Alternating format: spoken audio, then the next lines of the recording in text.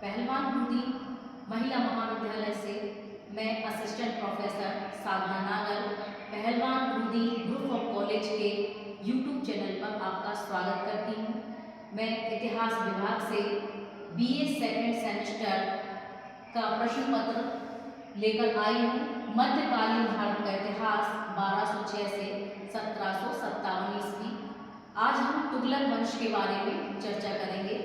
इससे पूर्व पिछले वीडियो में मैं तुगलक वंश के जो संस्थापक हैं गयासुद्दीन तुगलक, मोहम्मद बिन तुगलक के बारे में चर्चा कर चुके हैं और आज हम फिरोज शाह तुगलक के बारे में चर्चा करेंगे और जानेंगे कि इन्होंने किस नीति का अनुसरण किया। फिरोज शाह तुगलक 1351 ईस्वी से 1388 ईस्वी तक रहे। यह मोहम्मद बिन तुगलक के चचेरे भाई थे। इससे पूर्व हम देख चुके हैं कि मोहम्मद बिन तुगलक से वो जो दिल्ली के सरदार थे वो सब नाराज थे, तो इसने तुष्टीकरण की नीति अपनाई, अर्थात सबको खुश करने की नीति अपनाई, जिसमें सबसे पहले उसने सैनिकों के जो पद थे उनको वंशानुगत कर दिया कि अगर कोई भी सैनिक रिटायर्ड हो जाता है या उसका देहांत हो जाता है तो उसकी जो नौकरी है वो उसके बेटे दामाद को दी जा सके, और इस तरह से उसने पद को वंशानुगत कर दिया। इसके बाद उलेमाओं को खुश करने का उसने भरसक प्रयास किया। उसने कहा कि मैं खुद एक सुन्नी मुसलमान हूँ, और उसने शिया मुसलमानों को परेशान किया। उसने मुहर्रम पर भी रोक लगा दी, क्योंकि जो मुहर्रम का त्यौहार है वो शिया मुसलमान मनाते थे, और उसने सूफी संतों के खिलाफ कार्रवाई की, हिंदुओं के मंदिर की तोड़फोड़ की, ताकि जो कट्टर उलेमा हैं, इस्लाम के जो जानकार हैं, इस्लाम को जो मानने वाले हैं, वो उसको पसंद करें, वो उसका साथ दें और उनको खुश कर पाए। इसलिए उसने क्या किया, उलेमा वर्ग को खुश करने का भरसक प्रयास किया, और उसने मुस्लिम महिलाओं पर प्रतिबंध लगाया कि वो सूफी संतों की जो कब्र हैं उन पर ना जाए। फिर उसने इक्तादार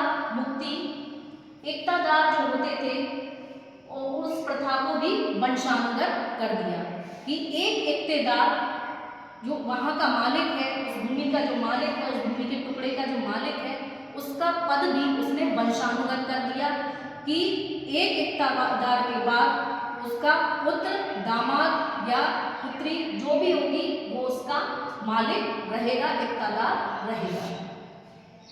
उसने दाग तथा हुलिया प्रणाली का भी त्याग कर दिया।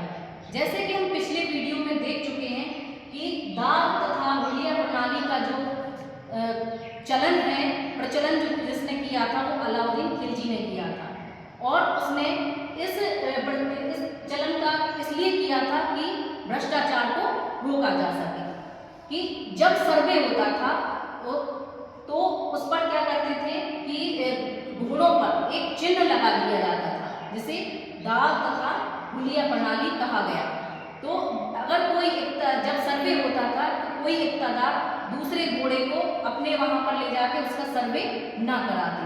जब ये दाग तथा हुलिया प्रणाली खत्म हो गई तो इससे क्या हुआ, एक इक्तादार दूसरे पड़ोस का घोड़ा ले जा करके अपना सर्वे पूर्ण कर लेता था। इस तरह से क्या हुआ, भ्रष्टाचार व्याप्त हुआ। नहरों का निर्माण, इसने अपने काल में सर्वाधिक नहरों का निर्माण कराया। इससे पहले सबसे प्रथम जो नहरों का निर्माण करने वाला जो शासक था, करवाने वाला, वो था गयासुद्दीन तुगलक को माना जाता है।